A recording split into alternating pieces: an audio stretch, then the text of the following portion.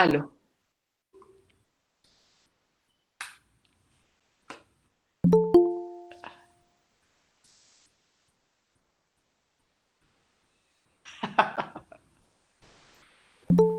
Hola, buenos días a todos. Les habla José Palma de la Cámara Colombo chilena. Vamos a dar inicio a las 9:03, esperando que el resto de personas ingresen. Muchas gracias.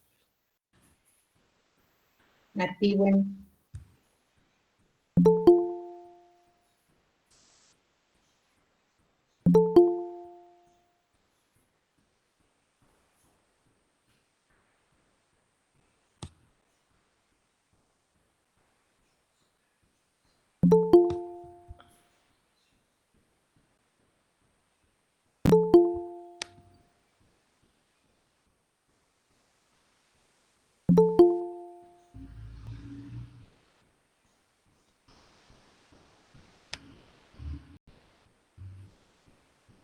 Ay, no.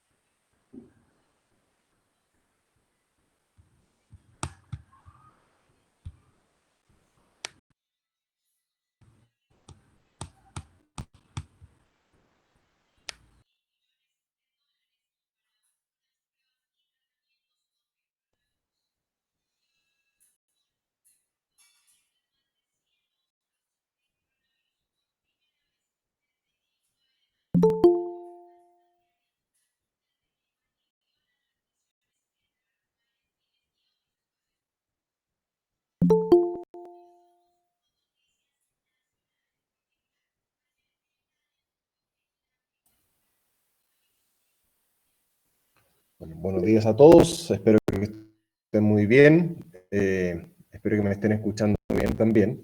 Voy a mantener el video apagado porque en mi caso, donde estoy, no hay muy buena señal. Les habla José Palma, presidente ejecutivo de la Cámara de Comercio e Industria Colombo-Chilena. Para el día de hoy tenemos un nuevo evento, muy contentos también por contar con excelentes expositores y también profesionales, para hablarnos acerca de los desafíos legales y jurídicos que nos presentan también estos momentos que estamos viviendo de COVID-19 y cómo estos también se pueden transformar en oportunidades empresariales, en oportunidades de negocio y también en oportunidades de resiliencia y resurgimiento, como se podría decir. Así que muchas gracias por estar acompañándonos el día de hoy. Como decía anteriormente, para este evento tenemos como invitado especial a la firma Nine Alliance, una firma boutique con más de 21 años de experiencia en el mercado legal y empresarial, que se dedica principalmente a la consultoría especializada en derecho de la empresa, comercio internacional y consultoría estratégica. Además, contaremos con la participación de la firma Galvez y Lordui, quienes se desempeñan también como aliados de Nine Alliance en materia de derecho laboral empresarial. Y también, obviamente, en representación de estas firmas, nuestros conferencistas, quienes nos acompañarán durante el seminario: Eliana Forero Álvarez, abogada especialista en Derecho Comercial, Derecho de la Empresa y de Negocios, con más de 20 años de experiencia asesorando a compañías nacionales e internacionales en desarrollo de sus operaciones, quien es socia también principal de Nine Alliance en materia de consultoría jurídica y asesoramiento estratégico. Juan David Orjuela Garavito, abogado y economista, líder del área de Derecho Corporativo y Societario en Nine Alliance. Juanita Galvez, abogada especialista en Derecho del Trabajo y Seguridad Social, Negociación y Contratos Internacionales, con más de 20 años de experiencia brindando asesoría en materia de Derecho Laboral Empresarial, socia de la firma Galvez y Lorduy. Y Carolina Lorduy, abogada, magíster en Asuntos Internacionales y Economía Política, con más de 24 años de experiencia, experta en productividad y sostenibilidad empresarial desde el capital humano. Y es también, obviamente, socia de la firma Galvez y Lorduy. Así que muchas gracias a nuestros conferencistas por estar participando el día de hoy en esta actividad. Darle la bienvenida también a todos los asistentes. Tenemos alrededor de 46 personas en este momento. Así que le doy la palabra entonces a nuestros conferencistas para que puedan comenzar con su presentación.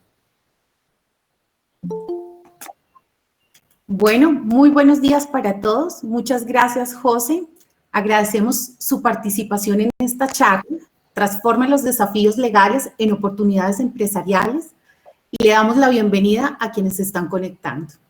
El día de hoy me corresponde moderar este webinar con el objetivo de brindarles, junto con nuestros speakers, algunos consejos legales que desde una óptica contractual, laboral y corporativa pueden servir de herramienta para enfrentar esos desafíos que trajo y continuará trayendo esta realidad que hoy denominamos COVID-19.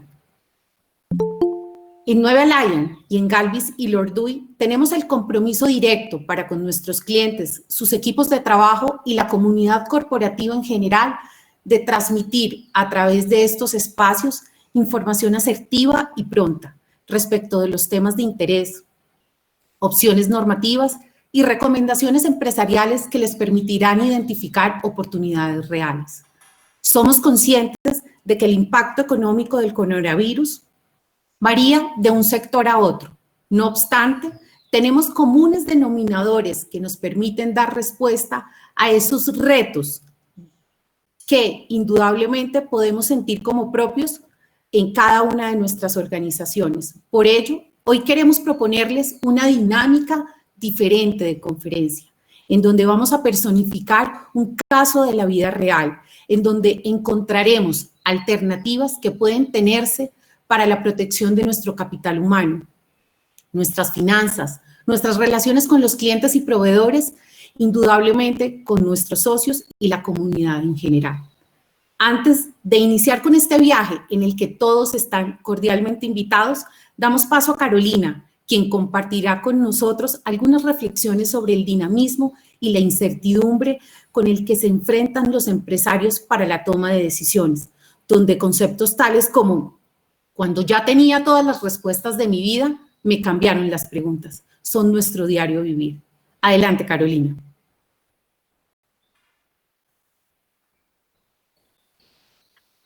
Bueno, buenos días a todos. Muchas gracias por acompañarnos, por estar hoy con nosotros en este webinar. Y gracias, Eliana, por esa introducción. Efectivamente, lo que queremos hoy, sobre lo que queremos hoy reflexionar, pero además dar soluciones prácticas, es sobre el hecho de que estamos pensando que estamos entrando en lo que hemos llamado una nueva normalidad. Y resulta que hemos dicho que el ingrediente fundamental de esa nueva normalidad es una sensación real o ficticia de incertidumbre, y eso es lo que está caracterizando este momento extraño, este momento sin precedentes, este momento histórico que nunca nadie de los que estábamos vivos hoy habíamos tenido la oportunidad, si lo decimos en positivo o en negativo, de vivir. Y resulta que reflexionando sobre este tema de la incertidumbre que hoy nos ronda, tanto en lo personal como en lo empresarial, con este grupo de personas que preparábamos este webinar, decíamos, la incertidumbre no es ahora, la incertidumbre siempre ha existido, siempre hemos trabajado sobre la incertidumbre, siempre nuestras vidas personales y nuestras vidas empresariales han estado navegando sobre la incertidumbre. Lo que pasa es que no lo habíamos querido aceptar y lo que pensábamos que era navegar sobre certezas, y por eso siempre hacíamos planeaciones estratégicas sobre unas premisas y sobre unas predicciones, terminaban en que esas planeaciones estratégicas pues no se cumplían porque esas predicciones y esas premisas sobre las que estábamos trabajando no ocurrían tal y como nosotros lo estábamos previendo. El error entonces tradicionalmente ha sido pensar que nuestra planeación de nuestra vida, y en este caso de nuestra vida empresarial, tenía que estar basado sobre una serie de predicciones y sobre una serie de hechos que estábamos suponiendo iban a suceder. Este suceso, digamos, mundial nos ha mostrado, pero no por primera vez, que nunca hemos caminado sobre la certidumbre. Cuando empezamos entonces a aceptar eso y a aceptar la palabra incertidumbre sin que nos dé miedo, sin que nos cause inseguridad, sino todo lo contrario. Si empezamos, en vez de jugar en vez de armar rompecabezas donde cada ficha tiene un lugar, y si el rompecabezas se nos descuadra, perdemos todo nuestro norte como empresas, y entonces esa planeación estratégica que habíamos armado ya no nos va a funcionar. ¿Y a qué vamos a culpar? A los imprevistos, ¿verdad? Entonces, si empezamos más bien a jugar partidas de ajedrez, en donde tenemos unas fichas que se pueden mover de un lado a otro en el tablero, y que además, incluso algunas de ellas pueden echar reversa, si empezamos a adoptar estas fichas, cada una con unas herramientas, por decir algo de lo que estamos haciendo hoy, unas herramientas en el campo comercial, unas herramientas en el campo laboral, y tenemos todo ese set de posibilidades que podemos mover de un lado a otro, vamos a entender que siempre vamos a estar navegando en la incertidumbre, pero vamos a estar preparados para ello porque vamos a contar con las diferentes herramientas. Y por el otro lado, los gerentes y los administradores van a poder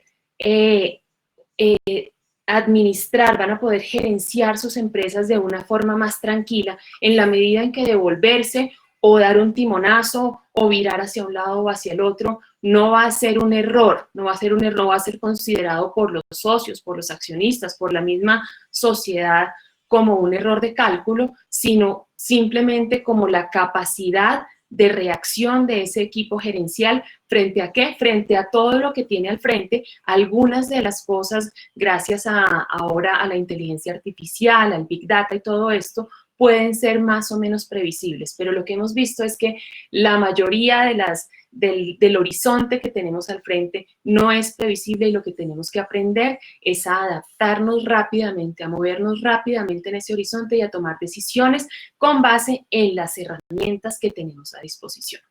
Dicho esto, entonces, a lo que queremos invitarlos para empezar este webinar es efectivamente a desnudar esa palabra incertidumbre, a ponerla al frente y a aceptar que estamos trabajando siempre sobre la incertidumbre y que por lo tanto se vale echar para atrás, se vale dar timonazos, se vale virar, se vale usar todas las herramientas al alcance sin que ello sea considerado como un error, sino todo lo contrario, una fortaleza gerencial. Así que nuevamente le doy la palabra a Eliana para que ella nos presente este caso que hemos construido para ustedes y que justamente lo hemos construido alrededor de una empresa que le hemos puesto en cueros porque nos hemos propuesto el objetivo de desnudar esta realidad que es la incertidumbre y que siempre ha estado presente.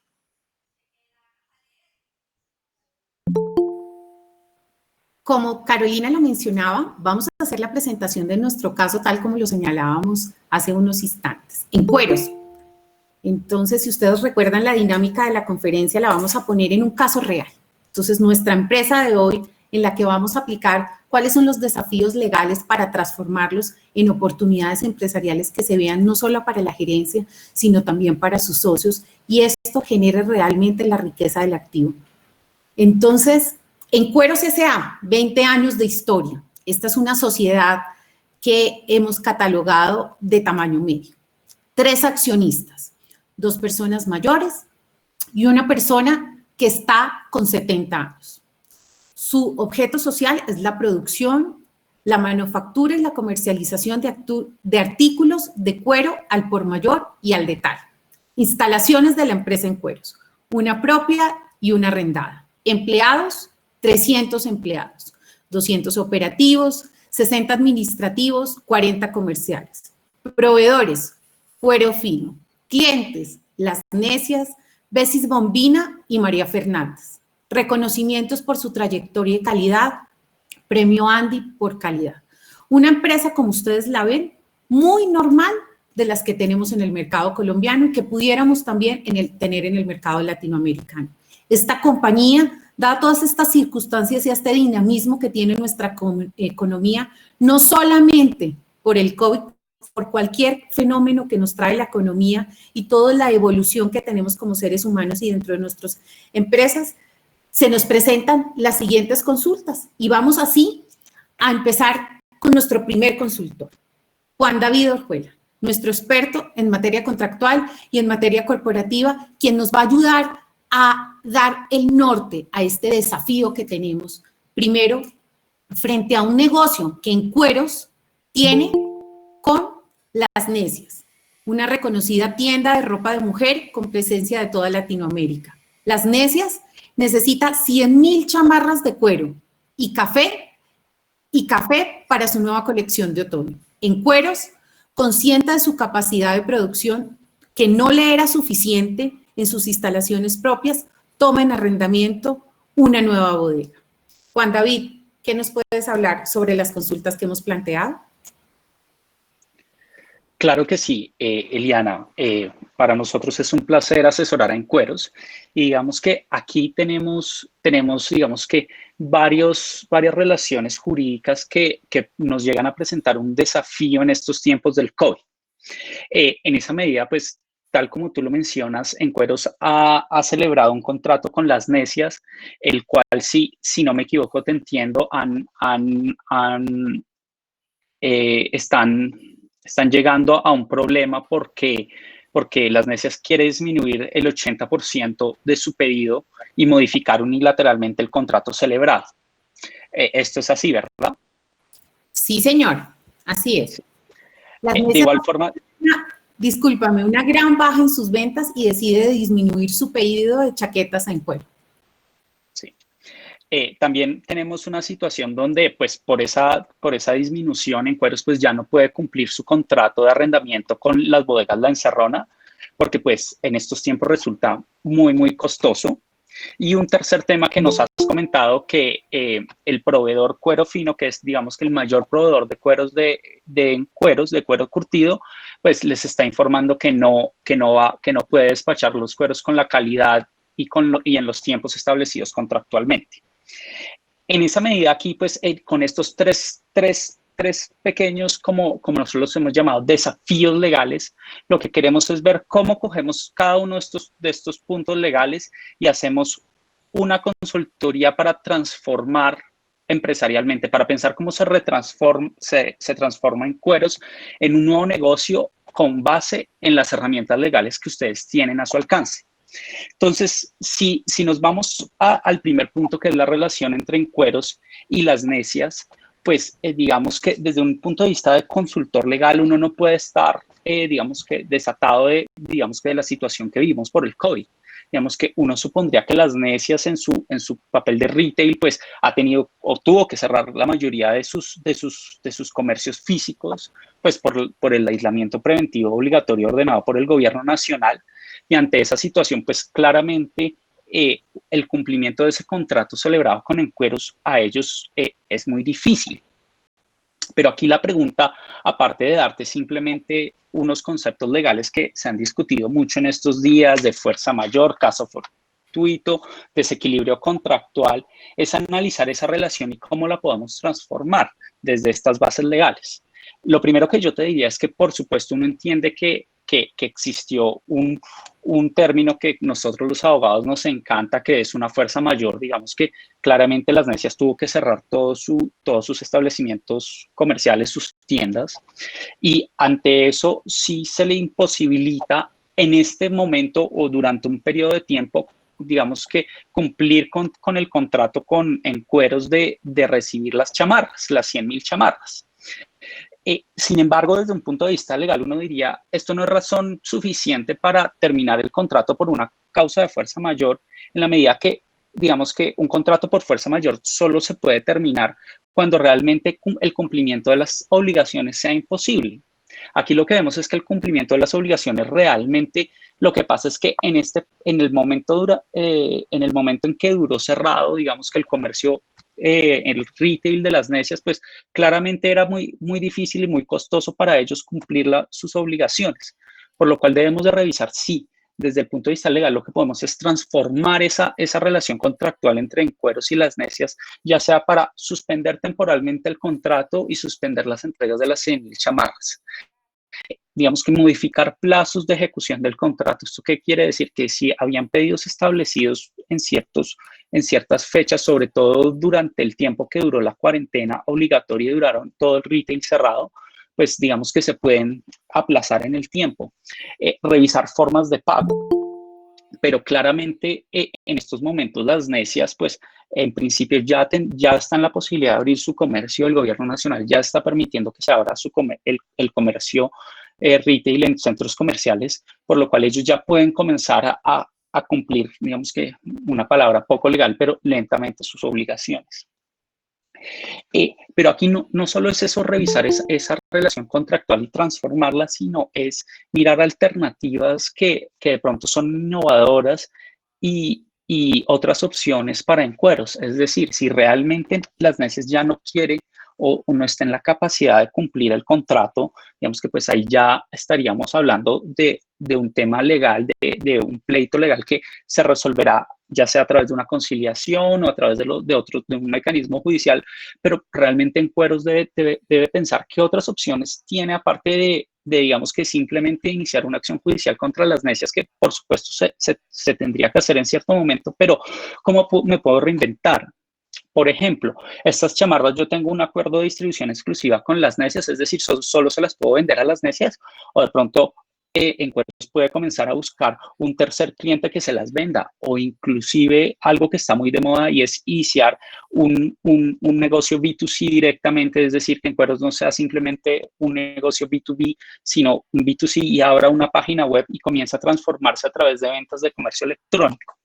Digamos que esas son las ideas de transformación empresarial que nosotros propondríamos con unas bases legales muy fuertes. Y con eso, digamos que revisaríamos esa relación contractual entre Encueros y las necias para, digamos que, superar esa dificultad y, digamos que, transformar totalmente el negocio de Encueros.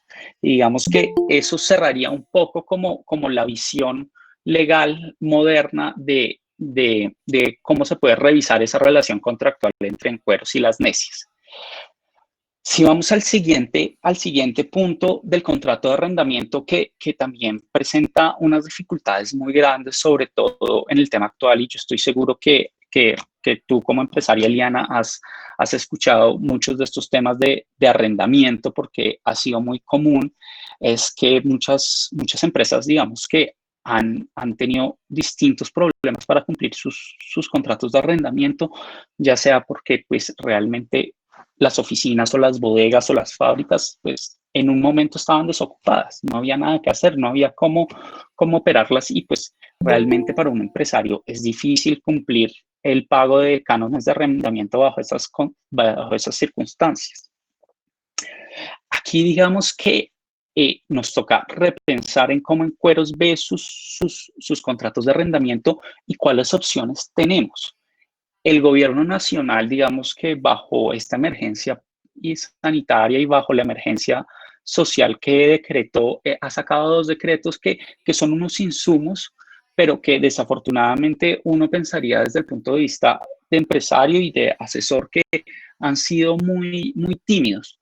Un primer decreto que es el 579 establecía, digamos que unos plazos, pues un aplazamiento de obligaciones, unas cosas de que no se puede hacer el desalojo y unas medidas un poco tímidas, también abriendo un paso a la conciliación como forma de resolver este tipo de diferencias cuando realmente los empresarios y lo que nosotros hemos escuchado es que se requerían medidas un poco más fuertes.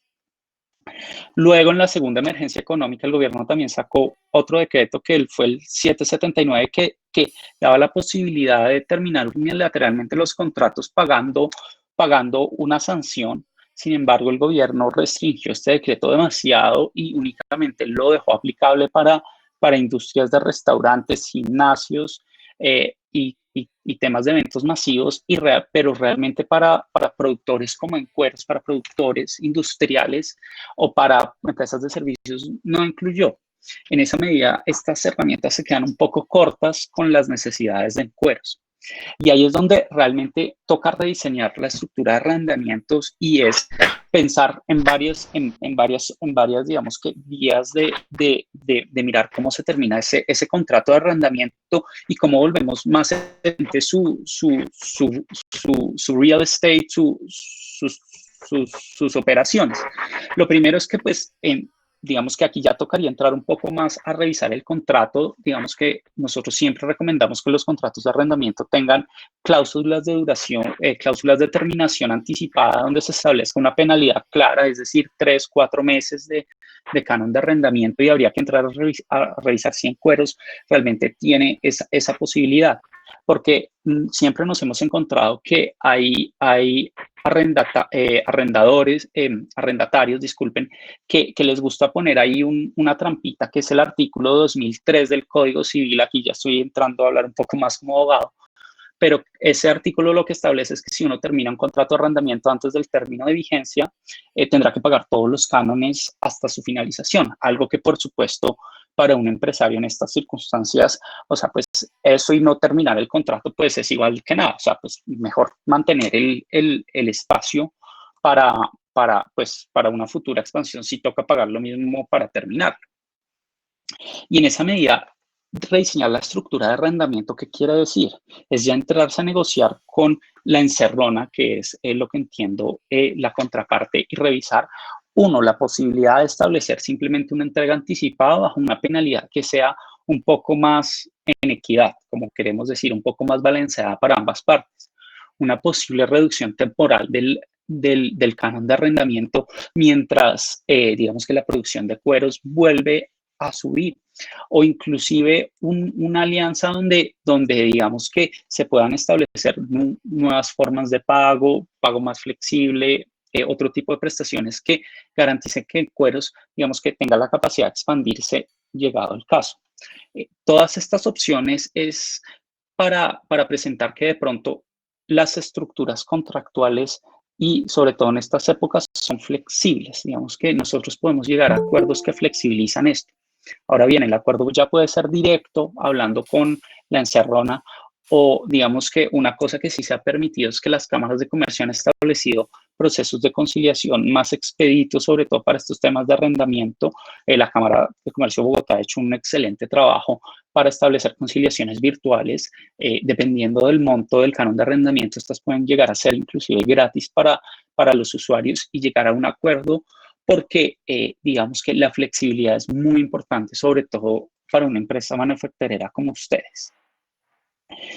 Y por último, tenemos el tema de cueros finos como su proveedor, digamos que también en esa medida toca revisar su estructura. Como vemos, digamos que si uno hace un panorama de lo que hemos hablado, en Cueros ha tenido que revisar sus relaciones con sus clientes y quién puede llegar a ser su cliente final.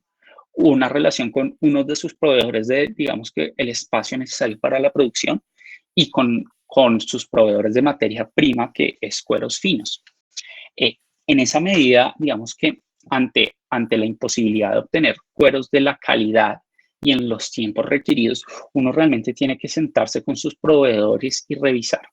Bueno, mire, ¿cuál realmente es los motivos de esta imposibilidad de cumplir el contrato en la medida que todos sabemos que el COVID ha afectado muchísimas industrias y muchísimos temas, pero puede que no haya afectado ese punto específico de la producción, sobre todo la producción de cueros curtidos, que es la materia prima de encueros. Y esto nos lleva a pensar cómo replanteamos esa estructura de compra y venta de materia prima y de todos los insumos necesarios para que Cueros realice su objeto social, y es cómo flexibilizamos esos, cómo logramos que haya contratos, por ejemplo, marco, donde simplemente uno compra la materia prima a través de órdenes de servicio, y si el proveedor como Cuero Fino no puede cumplir, pues simplemente tenemos una alternativa B de proveedor de esta materia prima, y vamos diversificando un poco en la forma de obtener esta materia prima. Pero al final la idea un poco es que esta replanteación nos debe servir para que desde el punto de vista legal, ese punto de vista legal transforme nuestra estrategia de negocios para establecer una estructura de proveeduría que sea flexible y que pueda absorber estos shocks como el COVID-19 o como que nuestro proveedor más importante tenga dificultades porque pues si la cadena de producción no se está cumpliendo, en Cueros realmente no puede ni siquiera cumplirle a sus clientes. Entonces, digamos que aquí la invitación no solo es a mirar el caso específico de Cuero Fino, sino a cómo establecemos desde el punto de vista legal un sistema de adquisición de materia prima que sea lo suficientemente flexible y versátil para obtener los resultados que queremos. Y con esto yo creo que cerramos estas 3 pequeñas consultas en donde estamos, digamos que mirando temas contractuales para la transformación legal. Y aquí creo que entra un tema muy importante que también se puede plantear, y es una posible colaboración, ya sea con clientes, con proveedores o inclusive con un competidor para salir de la crisis.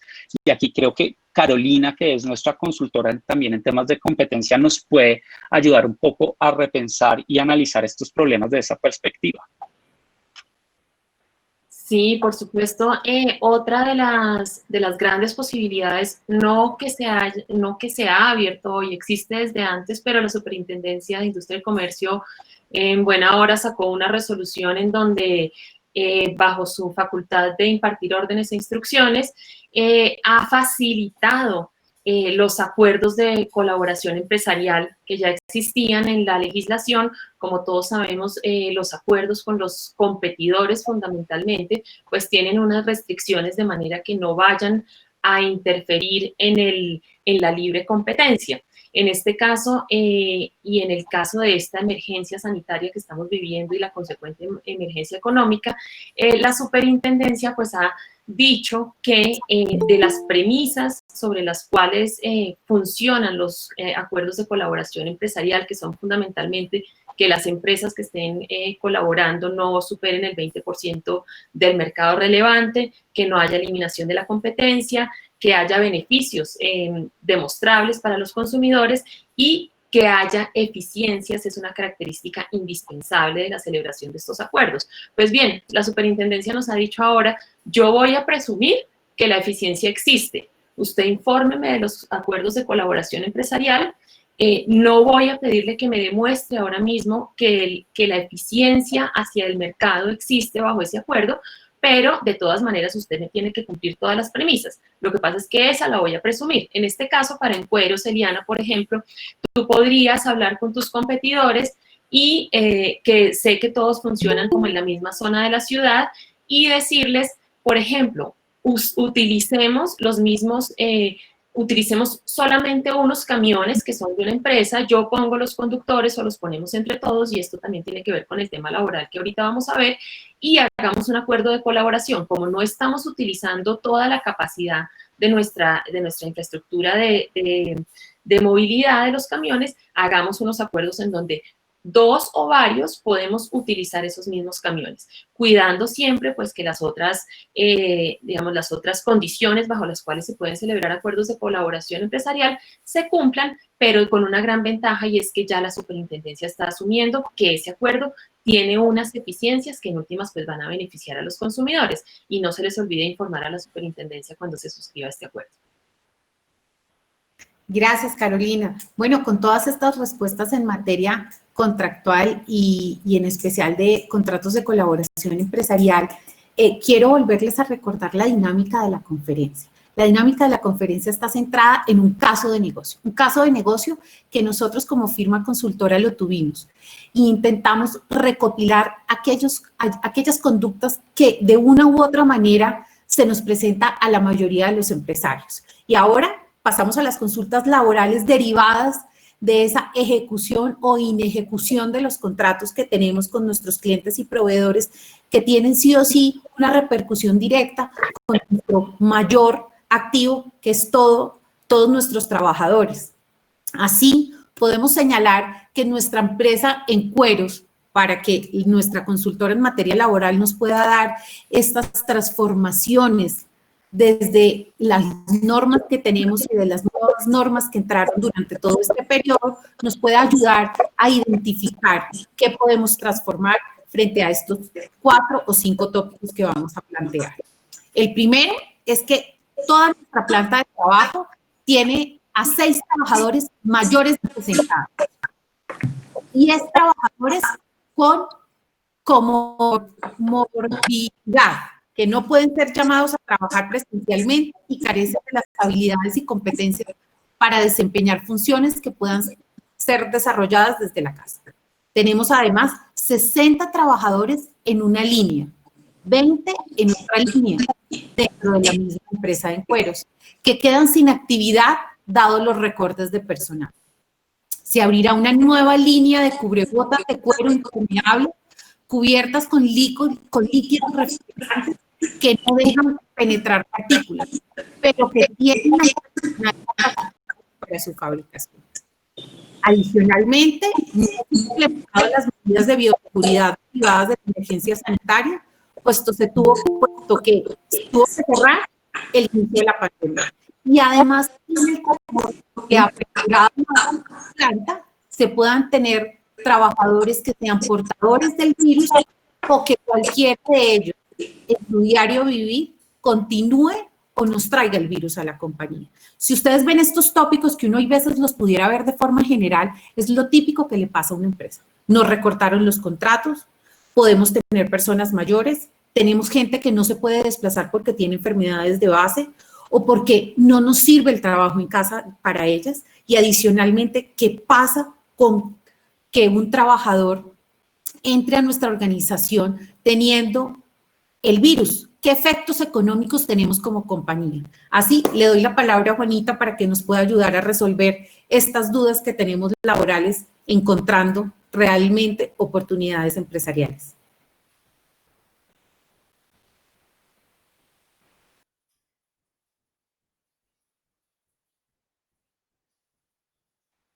Micrófono, Juana.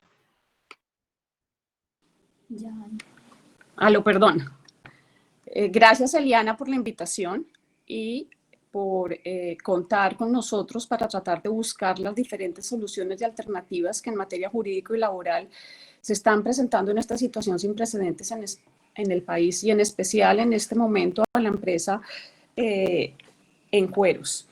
Bueno, la primera pregunta que me haces, y es que ¿qué pasa con esos trabajadores mayores de 60 años que no pueden ir a trabajar, o que en principio se pensó que efectivamente los trabajadores no podían ir a trabajar al establecimiento de comercio establecido en la compañía.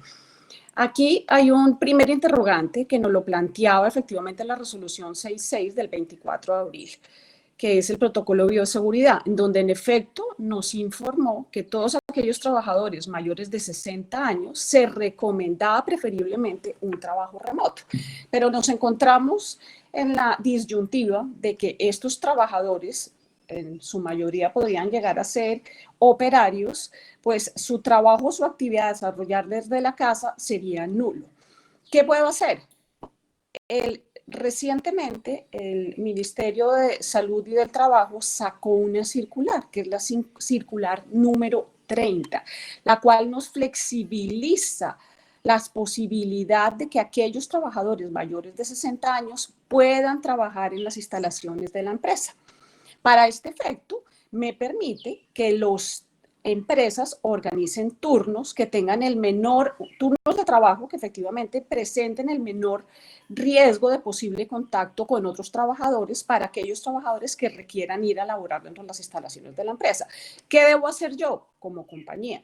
Debo hacer un análisis médico de la situación efectivamente de aquellos trabajadores mayores de 60 años, que me sienta yo en la tranquilidad de que puedan trabajar desde la empresa efectivamente, utilizando los elementos de bioprotección y todos aquellos protocolos de bioseguridad. Entonces, no es cierto que aquellos trabajadores mayores de 60 años no puedan trabajar en las instalaciones de la empresa. Incluso aquellos trabajadores que presentan morbilidades pueden trabajar desde la empresa.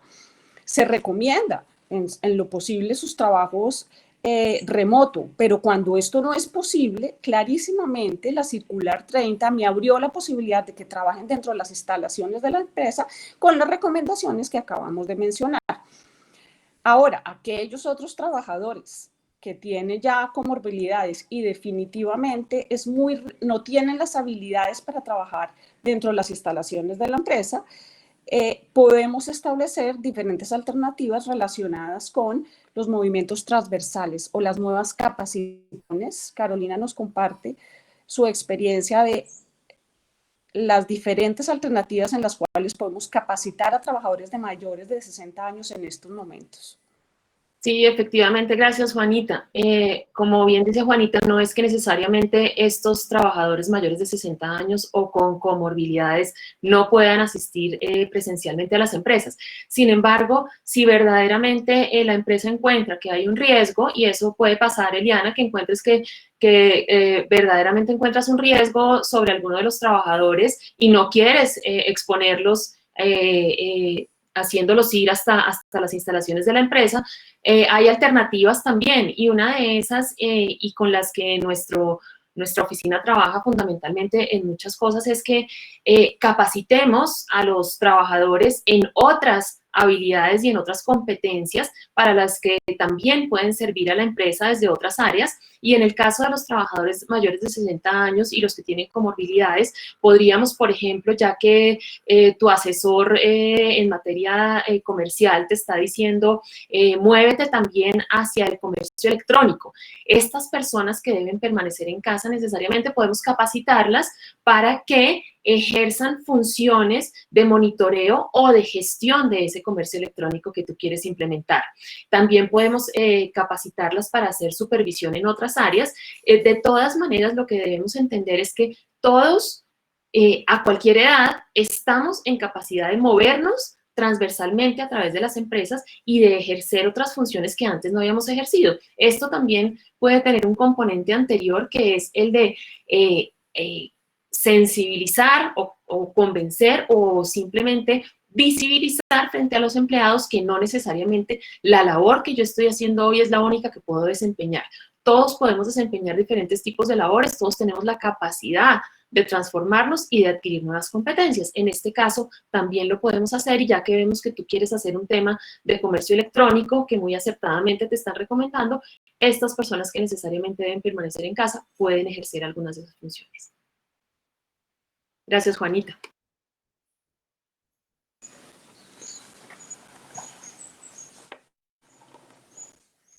Eliana. La segunda inquietud que veo que estás planteando hace relación a 130 trabajadores de la línea de zapatos que tendrán una reducción del 50% en su actividad productiva y 50 de la línea de cueros quedarán sin actividad por el recorte de la producción. Bueno, este ha sido uno de los grandes desafíos, indiscutiblemente, que esta situación sin precedentes les ha hecho enfrentar a todas las compañías. Realmente por donde miremos, todas las empresas de las diferentes áreas en el país han presentado una reducción importante de su actividad productiva. Entonces aquí es como inicialmente se planteaba, ¿cómo hago yo para generar un equilibrio entre mi parte productiva, mis costos salariales y indiscutiblemente en mantener las condiciones contractuales de los empleados? Porque las compañías también tenemos un principio de responsabilidad social que es factor fundamental entre el objeto social de las mismas.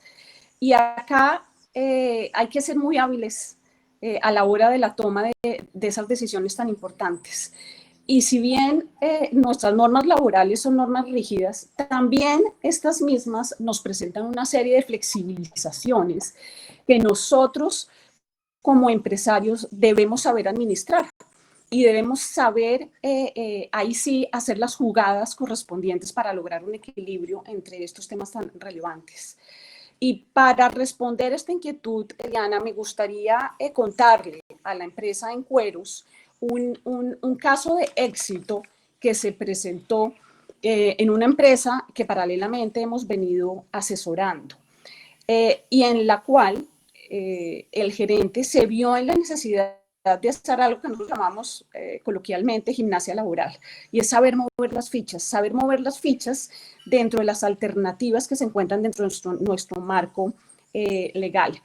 En este caso, al tener una disminución de la producción del 50% y al tener un grupo de trabajadores importante, la junta directiva le dio la orden al gerente de que tenía que proceder con la desvinculación de como mínimo un 30% de su mano de obra. El gerente esa noche, obviamente, como todos los empresarios, sin dormir y sin saber cómo hago para mantener un equilibrio entre la parte productiva y la parte humana o social de la compañía, cómo hago para mantener esos contratos y disminuir mis costos, no quisiera entrar en esa dinámica de tener que desvincular trabajadores.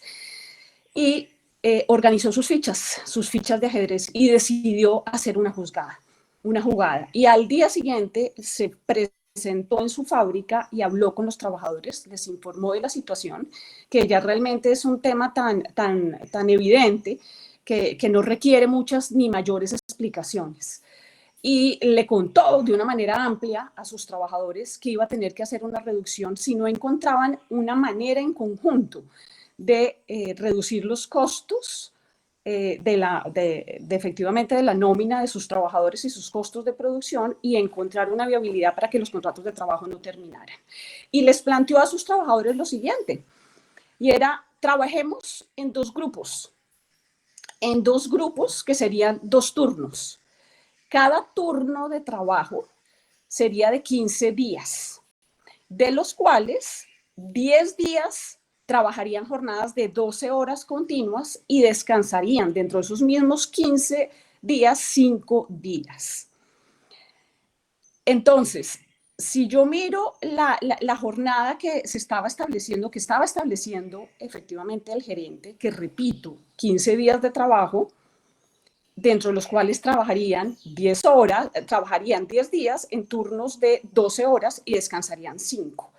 Si yo la miro desde la órbita del artículo 165 del Código Sustantivo de Trabajo, me daría que en efecto esas 12 horas de trabajo por 15 días me darían 120 horas de trabajo, que dividido en 15 días me da un promedio de 8 horas diarias, lo cual me permite perfectamente acomodar mi figura al artículo 165 del Código Sustantivo de Trabajo, que me habla del trabajo de turnos de trabajo.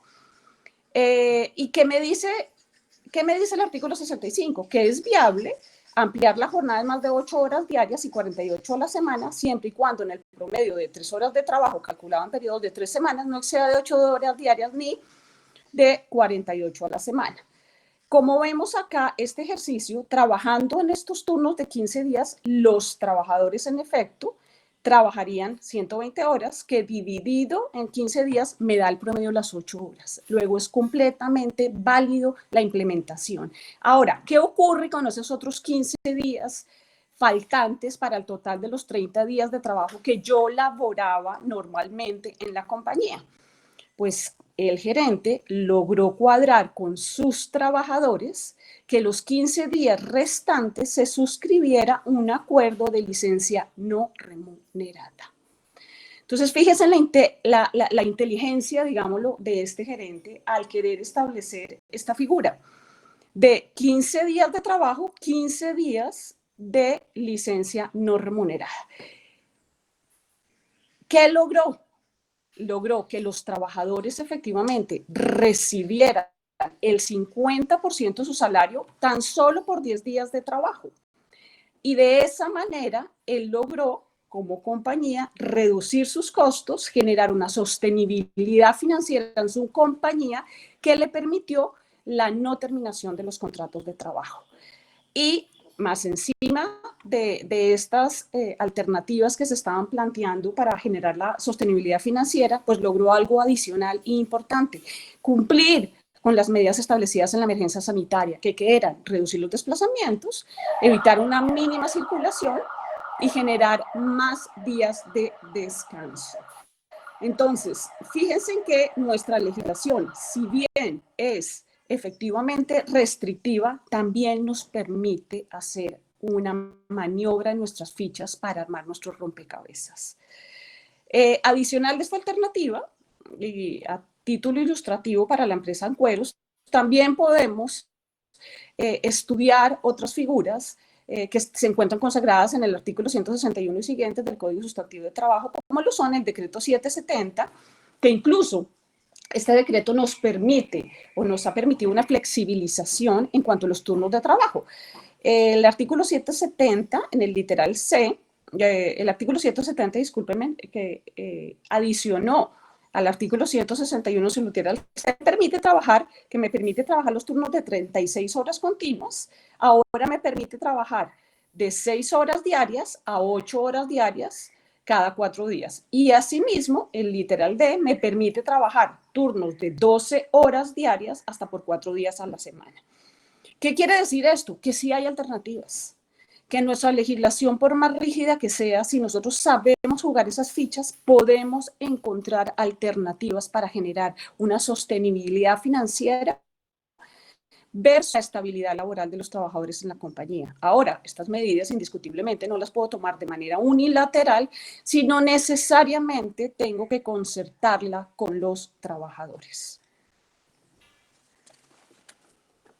Carolina, la otra alternativa que Carolina les puede contar también es de qué manera podemos hacer o utilizar a aquellos trabajadores que efectivamente no trabajan por turnos de trabajo, cómo se puede establecer nuevamente la posibilidad de hacer unas capacitaciones y movimientos transversales al interior de la compañía.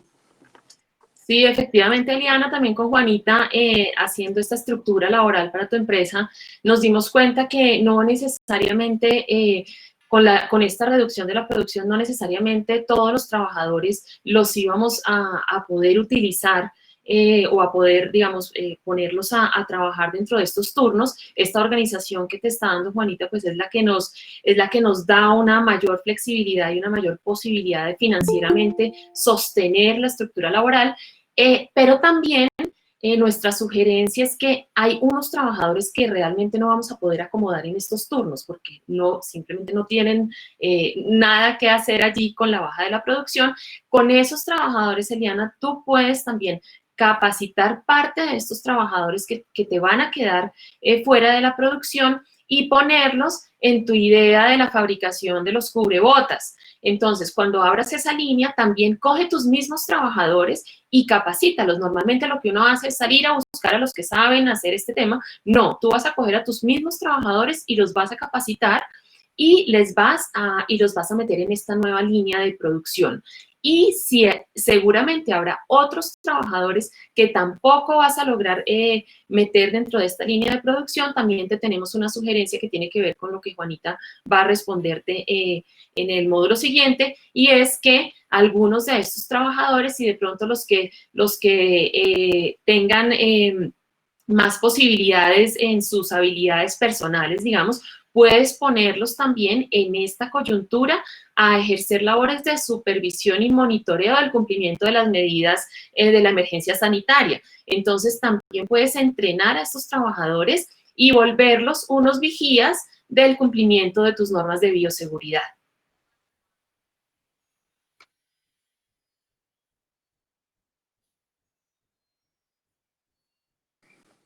La otra inquietud que se le está presentando en Cueros hace relación a que no han implementado las medidas de bioseguridad derivadas de la emergencia sanitaria, dado que al cerrar las plantas, dado que al principio se encontraban cerradas las plantas.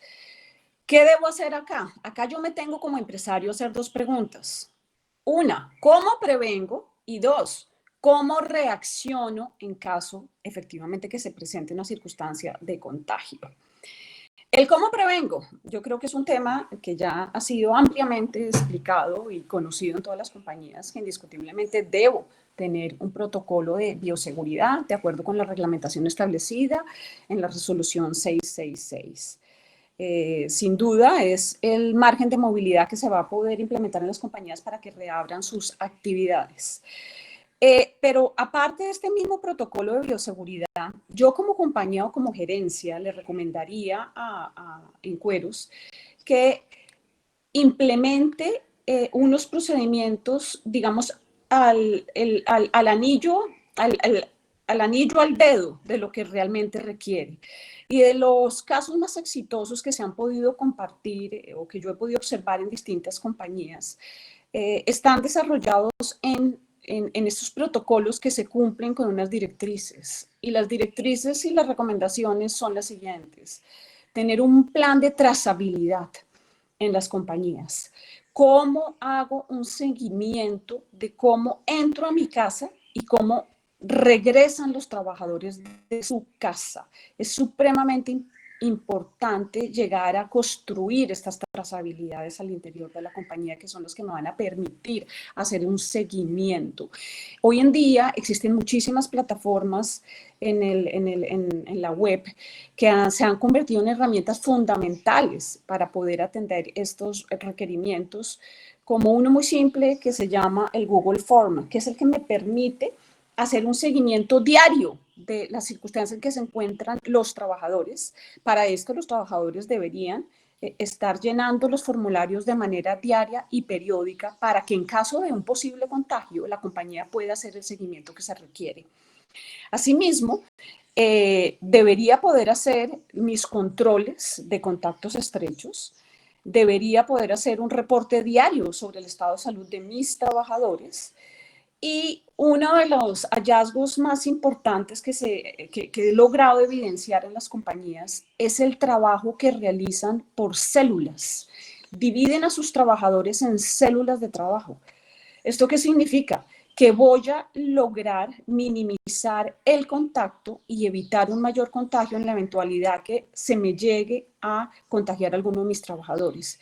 Cuando yo organizo mis trabajos o separo a mis trabajadores por células de trabajo, voy a poder tener un mayor plan de trazabilidad, un mayor registro del contacto cercano e indiscutiblemente voy a poder implementar los procesos necesarios en el caso de contagio, aislando al menor número de trabajadores posibles, que es lo que sin duda nos vemos amenazadas las compañías cuando se presenta un contagio al interior de la compañía. Adicionalmente, es importante hacer el estudio de los proveedores recurrentes, que en la mayoría de las empresas son los mismos, que terminan siendo los de aseo, los de cafetería, los de vigilancia y los de transporte. De esa misma manera, establecer las capacitaciones en los protocolos de bioseguridad, pero estas capacitaciones yo las invitaría a que las compañías las hicieran, sobre todo aquí en Cueros, de una manera positiva, de una manera asertiva, invitando a los trabajadores sobre la filosofía de yo me cuido y tú me cuidas. es que si yo me cuido y tú te cuidas, nos vamos a cuidar todos. Incluso vamos a lograr cuidar ese ser tan valorado como en nuestra propia familia. Yo invito a las compañías que los protocolos de seguridad que implementen dentro de sus empresas e incluso en Cueros implementen en sus empresas, sea tan eficiente que los trabajadores se sientan más seguros dentro de su propia casa que por fuera de la casa. Carolina.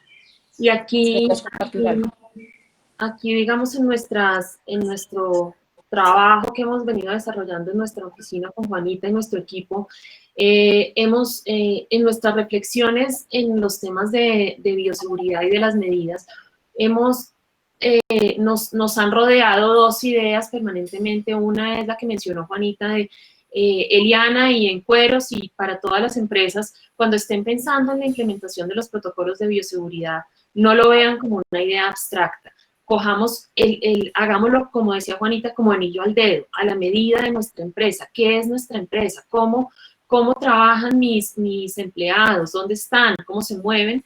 Y pensándolo así, en función de cada una de las características de mi empresa, vamos a lograr implementar protocolos innovadores. No es solamente coger la lista, que la lista la tenemos todos a la mano de las cosas que hay que hacer, sino pensando efectivamente qué es lo que para mí, para mi empresa, en tu caso para En Cueros, es lo que más funciona en materia de ¿qué? De proteger la salud y la vida de tus trabajadores.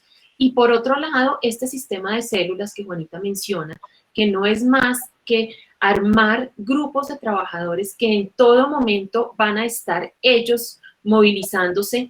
Ellos son los que se van a encontrar a diario, ellos son los que van a almorzar juntos con las debidas medidas de aislamiento, etcétera. Pero esas células tienen dos efectos. Uno, que en la trazabilidad, yo sé si uno de mis trabajadores se me enferma, si uno de tus trabajadores de En Cueros se te enferma, tú sabes en la empresa él con quién ha estado exactamente en contacto. Y esos son los únicos con los que él ha estado en contacto o ella.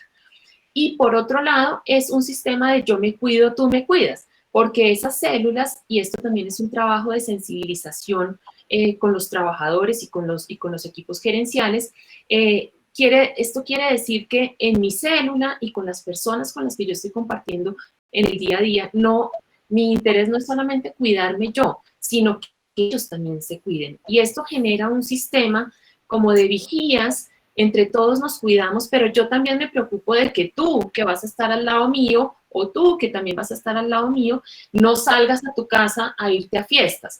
Todos, esto empieza a generar una célula, digamos, un grupo en donde todos estamos vigilantes unos de otros, y con eso pues estamos también minimizando los riesgos de contagios dentro de la empresa, que es lo que era tu última pregunta, Eliana, y es, ¿yo qué hago si un trabajador se me enferma o cómo hago para prevenir que un trabajador se me enferme? Pues en realidad no tenemos cómo ponerle policía a cada trabajador para que cumpla ya fuera de la empresa todas las medidas de seguridad. Juanita hablaba por ejemplo, la empresa puede contratar un transporte para llevar a sus trabajadores a sus casas. Este transporte incluso lo puede hacer en en acuerdo de colaboración con sus competidores, pero de todas maneras tu empresa solamente llega hasta cierto punto. Cuando el trabajador llega a su casa o lo que hace en sus días libres, no tenemos ningún control sobre eso, pero sí a través de estas células y del yo te cuido, tú me cuidas, sí podemos ejercer, llamémoslo, una especie de control social que hace que todos estemos interesados en que no solamente dentro de la empresa, sino fuera de la empresa, también tomemos todas las medidas de bioseguridad, y ahí la empresa juega un papel fundamental en esa sensibilización y en hacer entender que yo hoy en día no soy responsable solo de mí mismo, soy responsable también de los demás.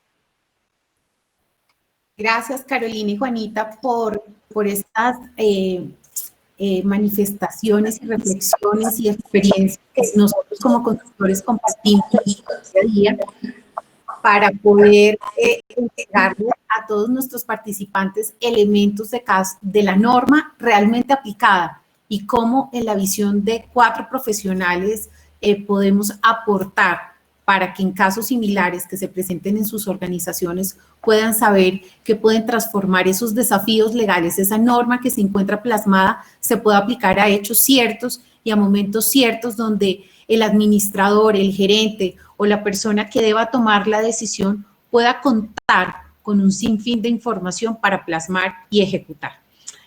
Como ustedes saben, en todas las organizaciones, además del área de contratos, el área laboral, el área de producción, está un área completamente sensible, que es toda el área corporativa. ¿Qué pasa cuando ese administrador realmente tiene que acudir y rendir cuentas de las decisiones que tomó a lo largo de una crisis, a lo largo de un año o a lo largo de un periodo? Y ahí es cuando cobra relevancia realmente esa parte, cuando voy a rendir cuentas. Y este rendimiento de cuentas lo queremos plantear en nuestro caso de estudio cuando vamos a la Asamblea General.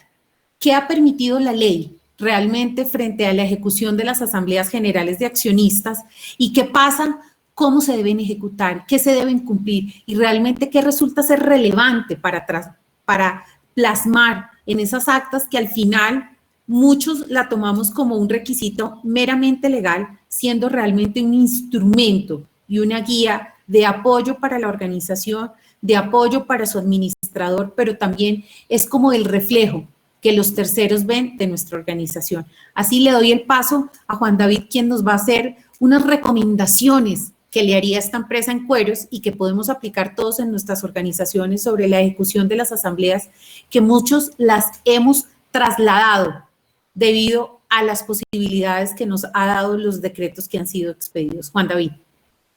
Claro que sí, Eliana. Y aquí, desde el punto de vista corporativo, para nosotros, digamos que aparte de ser el simple cumplimiento de reuniones que manda la ley, nosotros invitamos a que haya una nueva visión de estos órganos sociales como realmente el foro, tal como tú lo dices, donde se debe discutir estos temas, o sea, estos temas tan trascendentales para la empresa, para la toma de decisiones y para que realmente los administradores, que es el representante legal, el gerente o las juntas directivas, le rindan cuentas a los accionistas que al final del caso pues son los propietarios de esta unidad económica.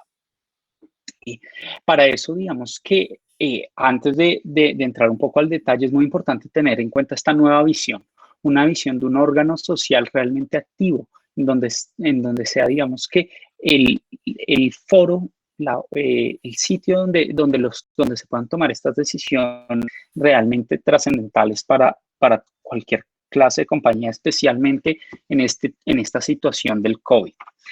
Al respecto, y ya entrando como al tema legal, el gobierno realmente ha expedido dos decretos muy relevantes.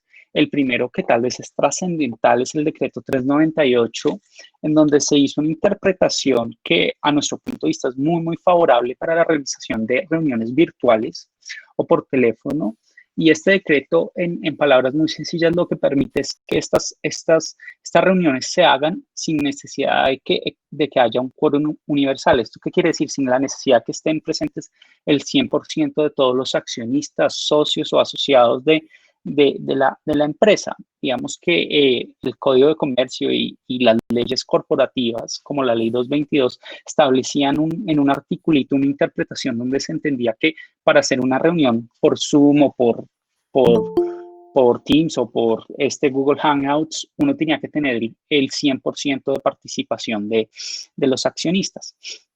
Con este decreto, el gobierno cambia la interpretación y permite que mientras las reuniones sean convocadas en debida forma, es decir, como lo dicen los estatutos y como lo dice la ley, se pueda realizar la reunión sin que esté el 100% de los presentes, dejando dos pequeñas salvedades. La primera es que se debe hacer claramente una verificación de la identidad de las personas que participan, y esto lo debe hacer el representante legal, y finalmente se debe hacer una declaración que durante toda la reunión se mantuvo el quórum necesario para tener la reunión. Esto en la medida que mucha preocupación respecto a estas reuniones es qué pasa si alguien se desconecta, si se cae el enlace o cualquiera de estas cosas, pues hay preocupación sobre cómo funciona ese cuerpo. Y el otro decreto muy importante es el 334. Discúlpenme, 434, demasiados decretos, demasiados números. El decreto 434 que establece que las reuniones ordinarias se pueden hacer en el mes siguiente a que se termine la emergencia sanitaria declarada por el gobierno nacional. Digamos que, como ustedes saben, esto quiere decir que las reuniones ordinarias de la Asamblea General de Accionistas o Junta de Socios se podían realizar en este momento, en el mes de septiembre, en la medida que la emergencia sanitaria fue prorrogada hasta el 31 de agosto. Digamos que esto ayuda sobre todo a no tener que hacer este tipo de asamblea ordinaria digamos que durante la pandemia. Sin embargo, nuestra recomendación, sobre todo para Encueros, es realmente utilizar estos mecanismos electrónicos para hacer la asamblea, inclusive antes de este límite legal, porque es muy importante que los accionistas tengan la visión de la empresa, de cómo vamos. Segundo, pues hay un tema muy importante de aprobación de estados financieros, algo que ahorita es extremadamente vital, teniendo en cuenta además que en esta semana y la semana pasada se están venciendo las declaraciones de renta de las personas jurídicas, algo muy relevante y algo que hay que tener en cuenta si de uno como presenta declaración de renta sin haber aprobado estados financieros. Es un tema muy importante, por lo cual vemos que la recomendación en general es utilizar estas herramientas que nos da el gobierno para hacer la reunión del órgano social, ya sea asamblea, junta, de manera virtual. Y es más, es tener esta nueva visión de, oiga, si ahora la reunión se puede hacer por Zoom, por teléfono, por lo que sea, una manera más simple, de pronto esto sí se puede, digamos que transformar en un cuerpo un poco más relevante y que no sea simplemente tengo que citar asamblea pues, ordinaria antes de marzo de cada año, sino que se convierta en un órgano que realmente esté en el día a día y que pueda tomar las decisiones más relevantes para la sociedad.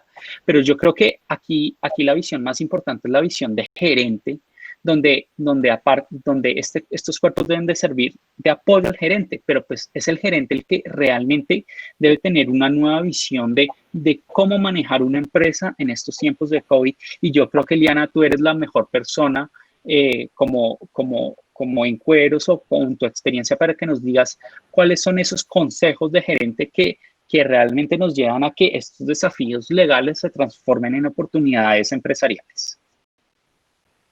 Gracias, Juan.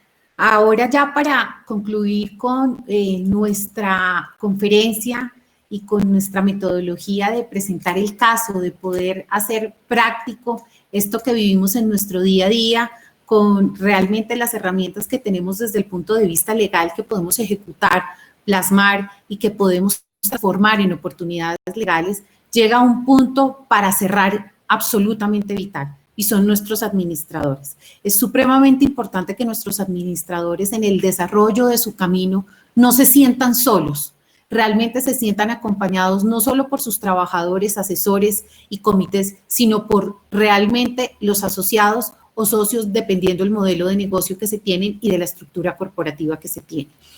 Para esto es supremamente importante recordarle al gerente que la Asamblea General de Accionistas debe ser realmente un instrumento que no solo genera la rendición de cuentas, sino que genera la oportunidad de determinar cuál va a ser un horizonte a corto, mediano y largo plazo.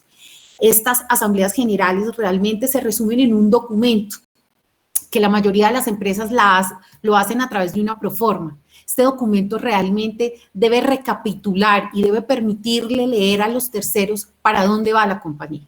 ¿Por qué resulta esto ser tan relevante? Porque esto es lo que me permite acceder a créditos, a generar oportunidades de alianzas, a crear modelos de negocio, a tener oportunidades con terceros compradores del exterior para que puedan ver en nosotros, en la organización, una planificación, una meta, una identificación en números, en movimientos y en estrategia que permitan identificar de qué se trata la empresa, hacia dónde va y cuál es el mecanismo por el medio del cual toman las decisiones.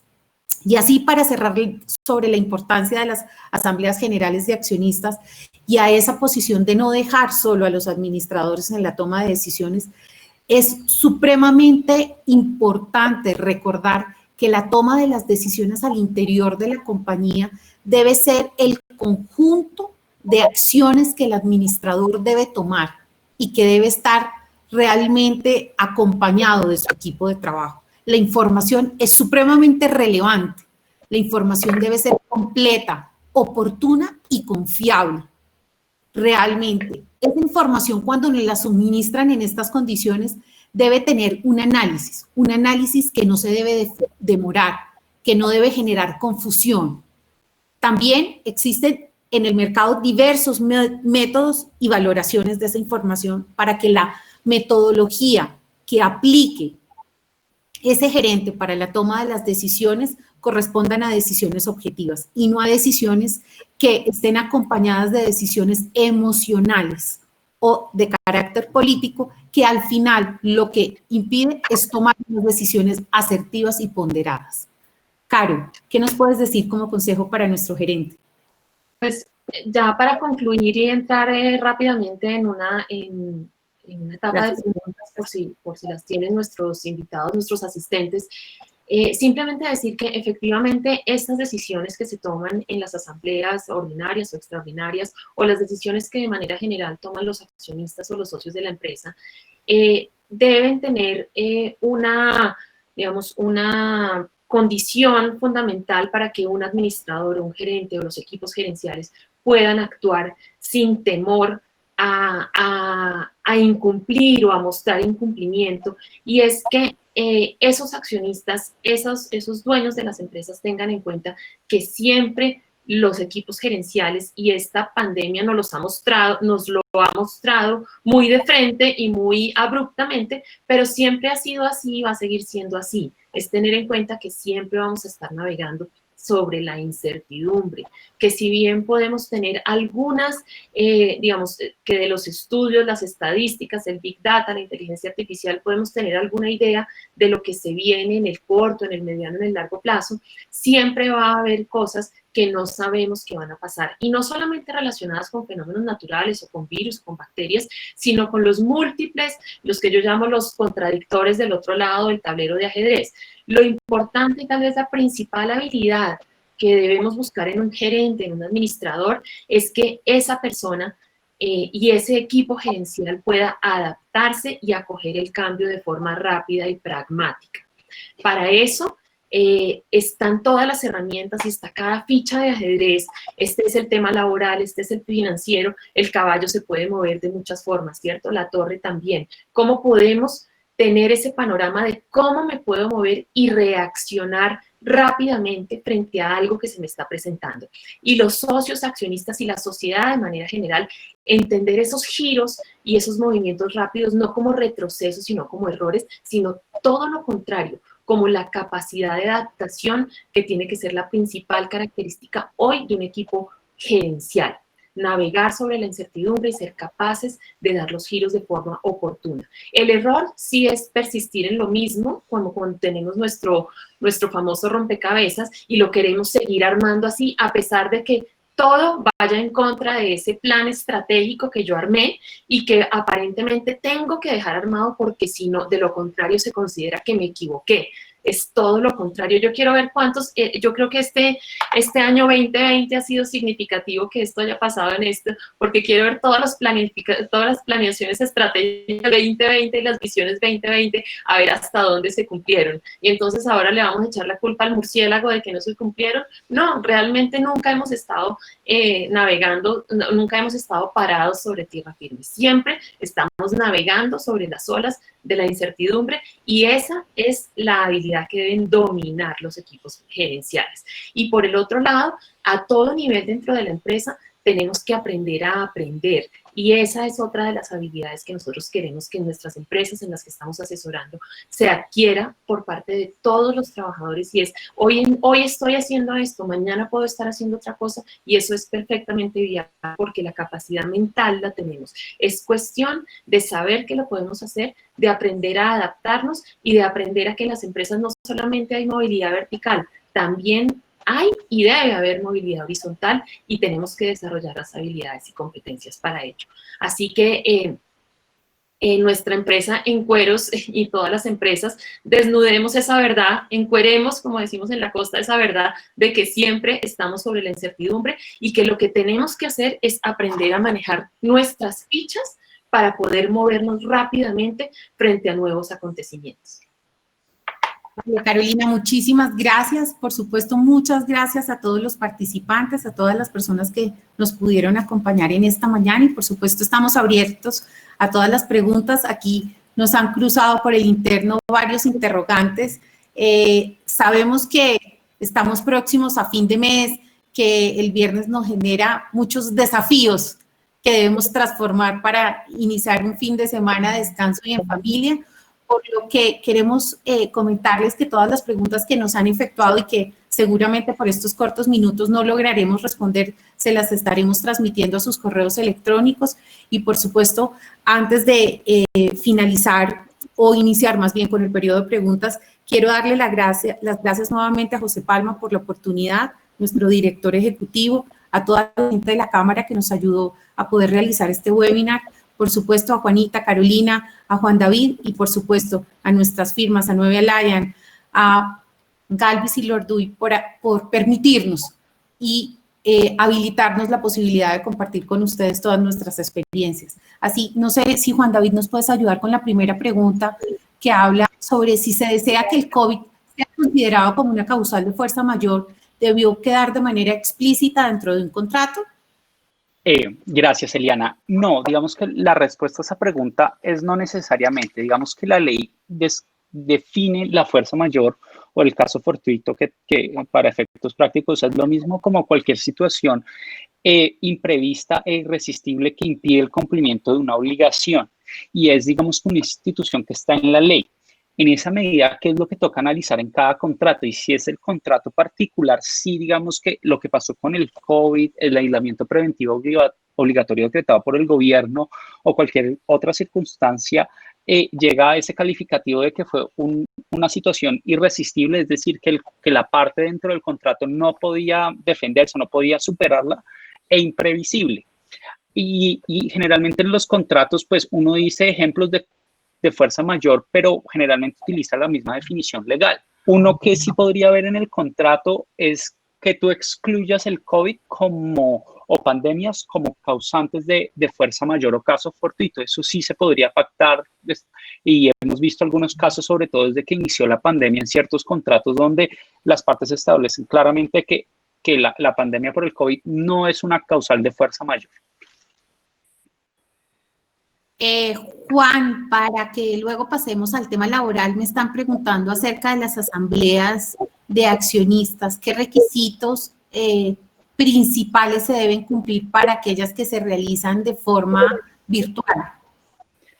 Claro que sí, Eliana, y esto es muy importante tenerlo. La primera es que la convocatoria se debe hacer en debida forma como lo establecen los estatutos. ¿Esto qué quiere decir? Si tus estatutos dicen que la convocatoria se deberá hacer con 5 días hábiles de antelación o con 15, tú debes cumplir eso. La convocatoria la debes enviar a todos los accionistas y debes cumplir como ese procedimiento interno que está en los estatutos de cada empresa. Ya en el día, esta convocatoria obviamente debe tener el link o el método que tú vas a utilizar para hacerla de manera virtual, ya sea pues el link, el teléfono o cualquier otro método de participación.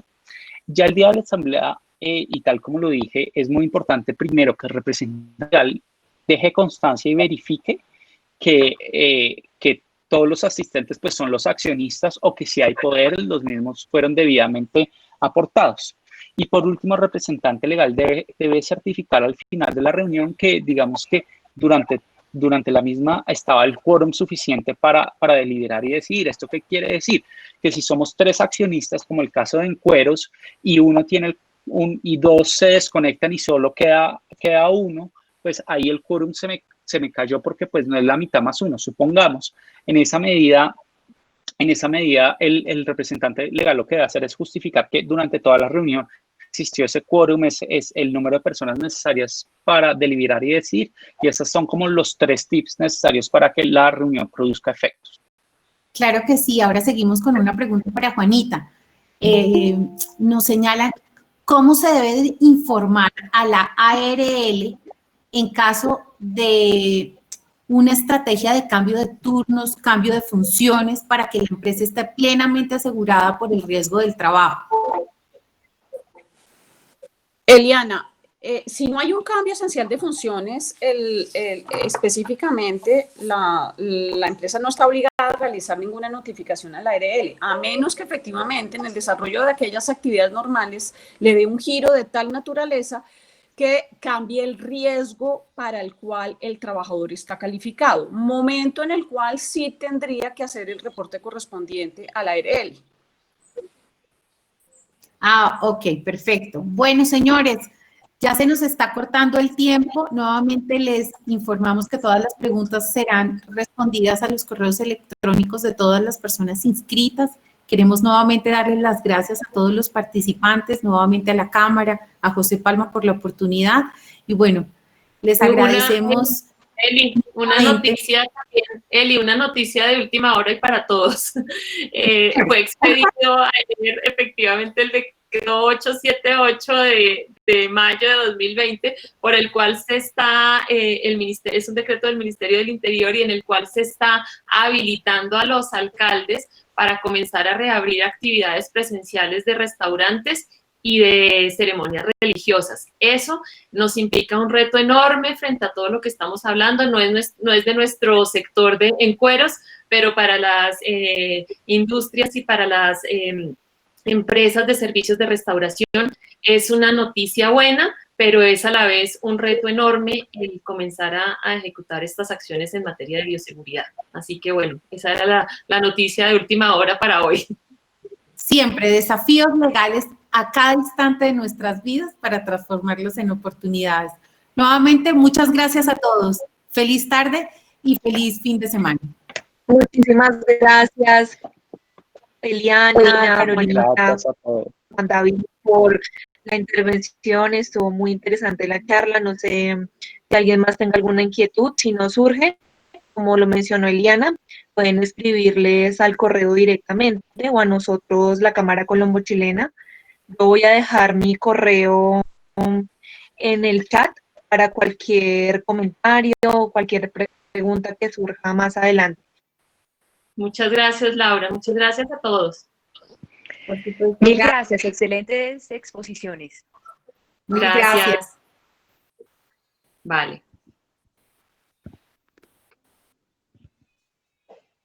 Gracias por el espacio.